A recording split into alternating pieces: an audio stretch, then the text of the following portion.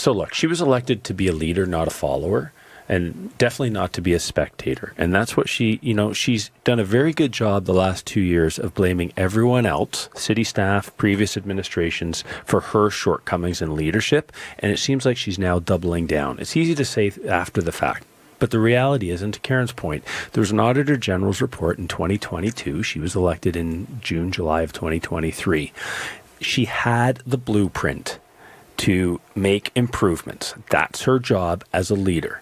She did not follow that blueprint. A week before the snowstorm came, reports came in, we're getting 2 snowstorms back to back, and she did nothing. She actually quipped about how, well, at least I didn't call in the army. Well, listen, maybe you should have. Yeah. Right. And 9 days in, she finally says, oh, yeah, we have a problem and staff lied to me. Nonsense. That is absolute nonsense. That's throwing them under the bus.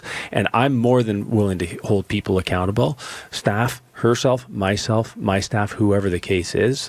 But in this case and other cases, we look at the vacant home tax, same sort of thing. She knew what was coming. She was living in the middle of it. And then it was some big surprise when she came back and said, oh, a lot of people are getting notices and they owe $10,000. We saw the same thing with the swimming pool. Swimming pool closure.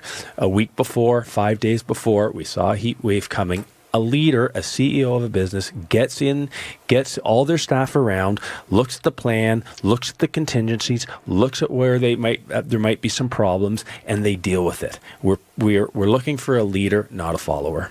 Well, when you put it that way, that's a tough act. That's a long list, isn't it?